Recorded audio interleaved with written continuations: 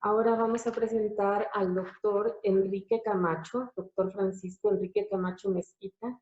Él es médico internista por el Hospital Universitario de Monterrey y con una subespecialidad en infectología por el Instituto Nacional de Ciencias Médicas y Nutrición Salvador Subirán. Tiene más de 20 años de experiencia en investigación clínica farmacológica y tiene también una maestría en bioética por el Colegio de Bioética de Nuevo León. Él nos va a compartir algunos aspectos un poco más dirigidos hacia la prevención y al autocuidado. Entonces, le pasamos el micrófono. Muchas gracias, Rosalba. Y gracias también a todos por estar acá y a Kika por pasarme la primera diapositiva. Quiero poner el énfasis en tres conceptos que ustedes han estado escuchando continuamente, pero que es importante que los volvamos a escuchar una y otra vez y que los transmitamos a nuestros amigos y a nuestra familia. Los conceptos de la distancia, las manos y el cubrebocas como herramientas que tenemos todos a nuestra disposición para combatir esta pandemia, para proteger a los demás, para protegernos a nosotros mismos. Te ruego entonces la próxima diapositiva aquí. Gracias. Distancia. La OMS pide al menos mantener 1 metro. Las autoridades de salud nos han pedido 1,5 metros, que es todavía mejor. Otra medida que usan mucho en la comunicación social es 2 o 3 brazos, que es la extensión de tu brazo más la extensión del brazo que tendría la otra persona que está cercana a ti, y el quédate en casa. Respecto a las manos, el lavado apropiado, que vamos a revisar de forma sumamente sucinta, el no tocar la cara, el no tocar los objetos personales de otras personas o intercambiar objetos que son de nuestro uso personal, pensando en que están frecuentemente en contacto con nuestras manos, y el descontaminar las superficies también que se tocan con frecuencia. Y el concepto 3, el cubrebocas, el uso correcto del cubrebocas, las indicaciones, los momentos en que hay que usarlos, que son estos: cuando sabemos que no será posible mantener la sana distancia, cuando tengamos síntomas de la enfermedad o cuando cuidemos de alguien con síntomas. Vamos a pasar con un poquito más de detalle, pero tratando de ser concisos en todo esto. Próximo, por favor, Kika. En cuanto a la distancia, la primera recomendación: evitar los lugares concurridos. ¿A qué nos referimos con concurridos? En el caso de las reuniones al aire libre, cuando no sea posible mantener la sana distancia. Por ejemplo, manifestaciones, conciertos, estadios. Y en el caso de los lugares cerrados y poco ventilados, es muy importante también eh, evitarlos, particularmente si tienes factores de riesgo. Y aunque en esos lugares cerrados y poco ventilados sea posible mantener la sana distancia, si tienes factores de riesgo, trata también de evitarlo en la medida de lo posible. El tener factores de riesgo implica unas conductas especiales que no se les recomienda a las personas que no tienen factores de riesgo. Como vamos también a verlo, por ejemplo, en el caso del uso del cubreboca. En la parte de la derecha de esta diapositiva pueden ustedes encontrar una serie de actividades a las que se les ha catalogado como de bajo, de moderado, de alto riesgo. Se han producido muchos tipos de catálogos de este tipo, de diferentes actividades, con el objeto de orientar a la población. Pero más que considerar que uno de ellos es el que tiene la autoridad o la validez científica, porque no la hay, son guías generales para que nosotros usemos nuestro sentido común y tratemos de ubicar el riesgo de cada una de estas actividades, considerando si será posible mantener la sana distancia, por un lado, y dos, cuál es mi riesgo personal por los factores de riesgo que ustedes conocen y que ya presentó muy bien el doctor Imaní. Si les pregunto, amigos, el acudir a una fiesta de 19 días, que es la celebración Bahá'í que tenemos cada 19 días, donde tenemos una parte devocional, otra administrativa y otra social. Si ustedes ven esta gráfica que se encuentra ante ustedes, más o menos en dónde la ubicarían. Visualícela y después cuando se abran los micrófonos al final de la reunión podremos comentarla un poco. Y se darán cuenta que no es tan automática la respuesta, depende de muchos factores, pero que puede ir desde cierto grado, que no les diré, hasta otro que tampoco les diré. El sentido común es lo más importante acá. La próxima, por favor, Kika. Manos. ¿Cuándo lavarte las manos? Voy a solicitar, exacto, gracias. Muchas gracias por cerrar su micrófono.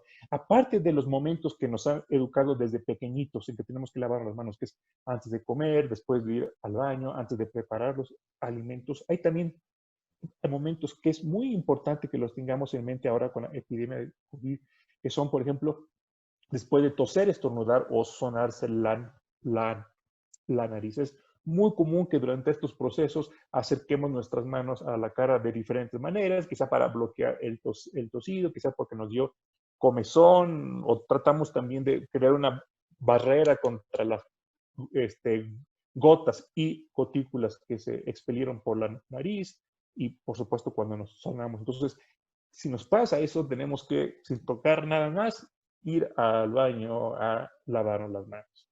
Al quitarnos el cubrebocas, como vamos a ver, no hay que tocarnos la cara, hay que tratar de evitar esa costumbre, pero si lo hacemos porque tuvimos comezón, porque nos vamos a maquillar o quitar el maquillaje por cualquier razón, es importante que antes que procedamos a tocarnos la cara, nos lavemos las manos también. Si por alguna circunstancia tuvimos que tocar los objetos personales de otra persona, no sé, su tarjeta de crédito, en el caso de que trabajemos en un supermercado, etcétera, es importante también lavarnos las manos. Después de haber desinfectado las superficies también, y antes de salir de casa, puesto que no queremos exponer a los demás, nos lavamos las manos. Cuando estamos ya de vuelta en casita, nos volvemos a lavar las manos como lo hacemos. Ustedes lo saben bien, con agua y jabón, de preferencia. Es el método número 1 para asegurar una adecuada asepsia, pero cuando no disponemos de ello, pues entonces el gel antiséptico es también una buena opción. Se basa, como nos lo marca la Secretaría de Salud, en etanol, en alcohol etílico al 70%. Por supuesto que hay otras formulaciones también aceptables por la OMS, pero la más conocida es que sea basada en alcohol al 70%. No se confundan cuando vean todas las recetas de cómo fabricar caseramente un gel, porque una cosa es el componente bruto y la concentración del alcohol bruto, y otra es la concentración final a la que queremos que se llegue. Puesto que mantener las proporciones puede ser un poquito complejo o requerir tiempo y mucha atención para las personas, lo ideal es que mejor ya lo compren hecho por firmas profesionales. Y la cantidad que se requiere no es mucho, tampoco es equivalente a una moneda grande en la palma de nuestra mano.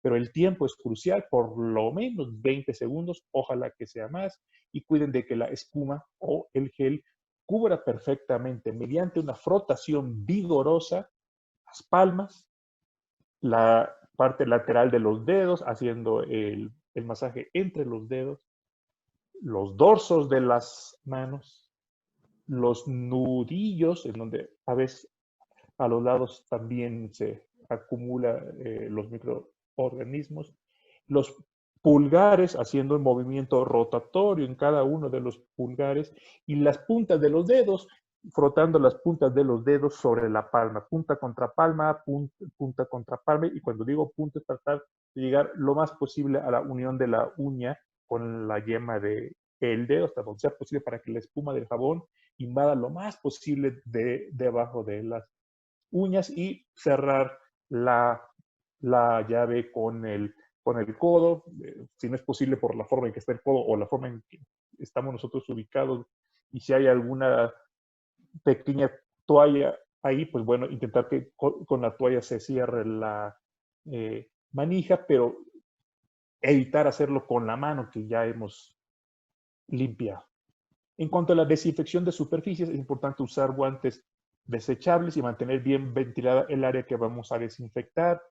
Limpiar primero con agua y jabón antes de poner el desinfectante, porque con el agua y jabón reducimos mucho las partículas y por lo tanto es más probable que el desinfectante tenga una efectividad mayor.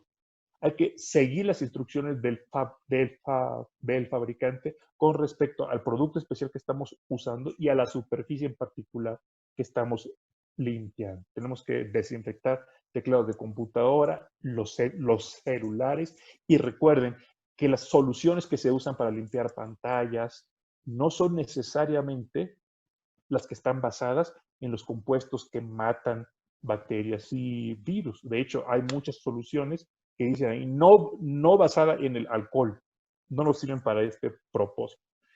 Manijas o perillas, el switch de la luz, los inodoros, grifos, lavabos, el control remoto de la televisión, nuestra cartera, nuestros lentes, todo aquello que normalmente tocamos o pueden tocar otras personas con las manos. Nuevamente, ejercer mucho el sentido común. No es lo mismo vivir solo o con tu pareja que vivir con adolescentes que salen y entran y objetos que todo mundo en la casa toma, ¿no?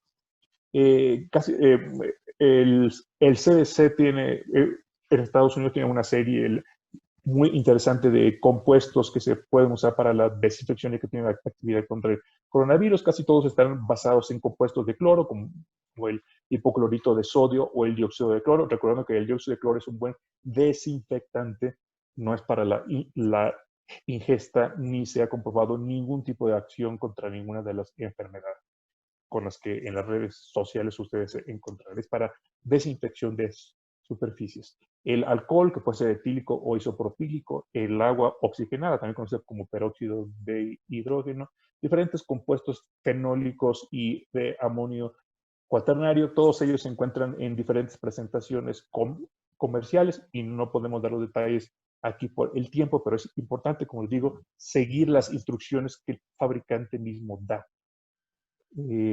Por la estructura que nos explicó el doctor Imani, no tenemos por qué temer que el coronavirus sea particularmente resistente comparado con el virus de la influenza u otros virus. Lo que tenemos que temer es a nuestra desconcentración, a nuestra desatención. Eso sí, próxima, por favor.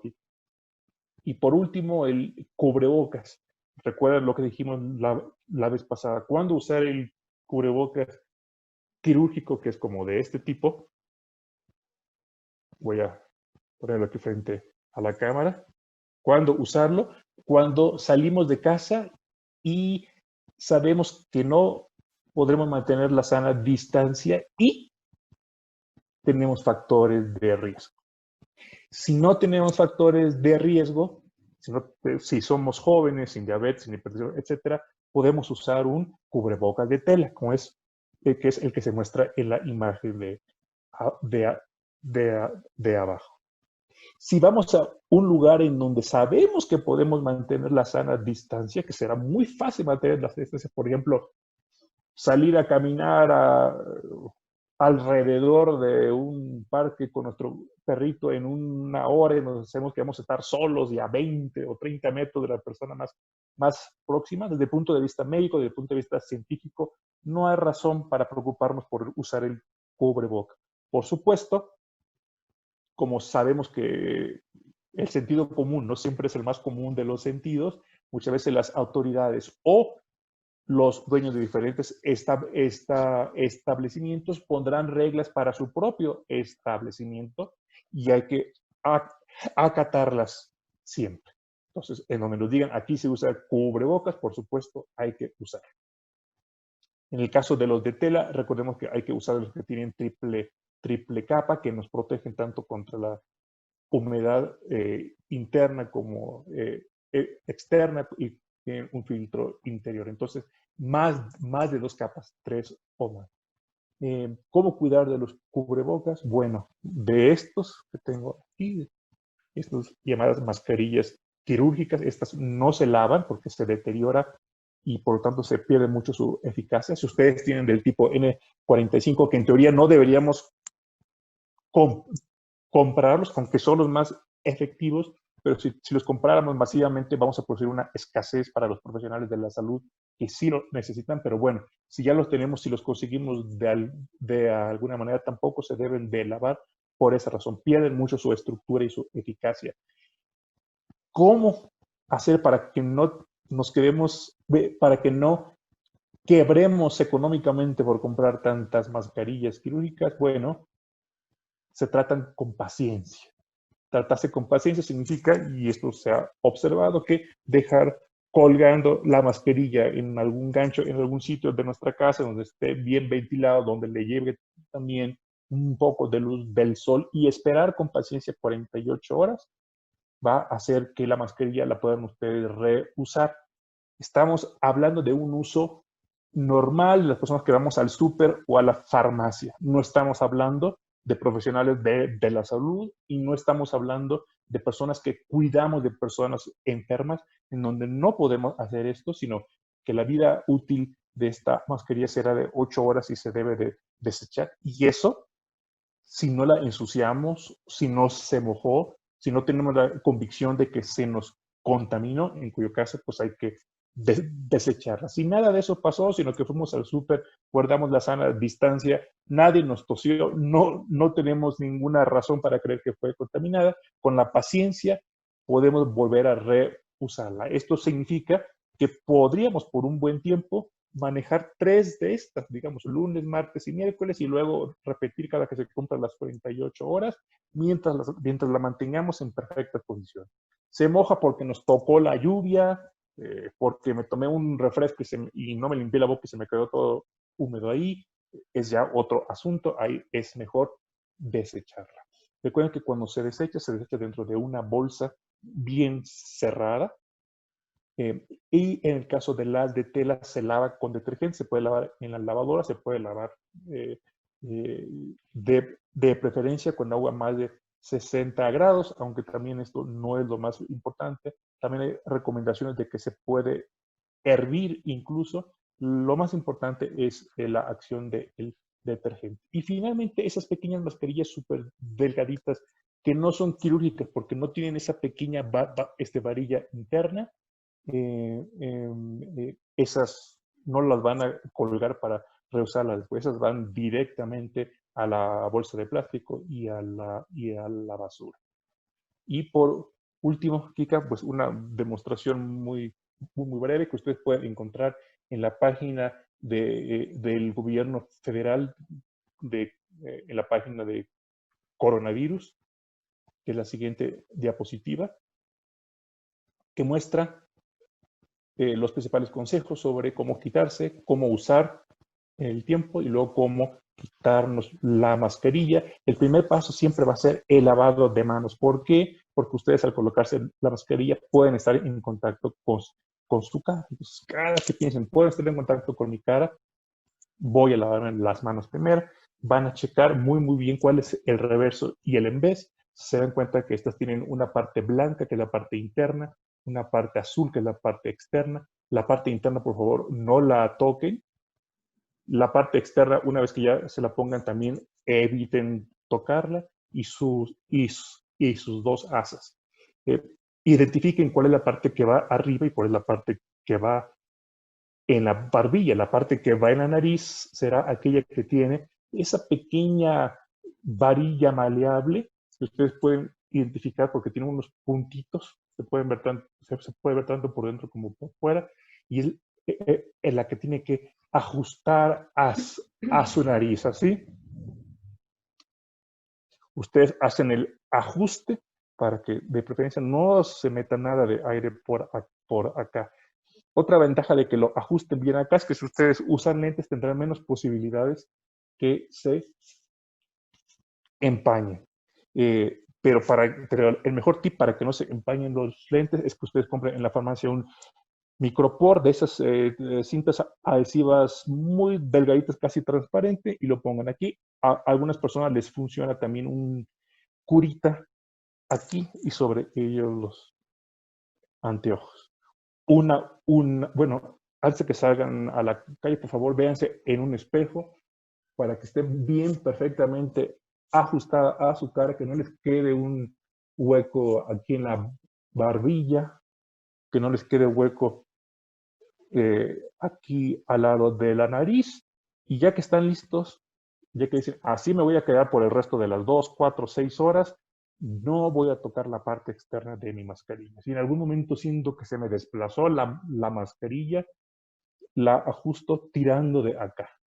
Si por cualquier razón la necesité tocar, porque no hubo de otra porque si no se me caía, etcétera, inmediatamente con el gel que tengo conmigo, me desinfecto bien las manos.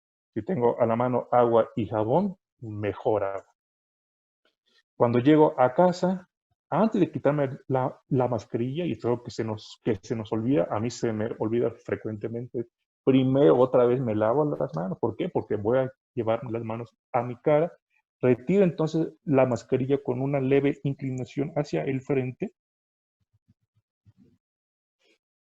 y, según el caso, como yo le dije, o voy a colgarla por 48 horas para reusarla, o si le di un uso fuerte ese día y tengo razones para pensar que puede haberse contaminado, la voy a poner dentro de la bolsa de plástico y a la basura. Después de este procedimiento, vuelvo a lavar escrupulosamente mis manos, como ya lo indiqué, y gracias por el tiempo. Muchísimas gracias. Gracias, muy, muy prácticos estos consejos.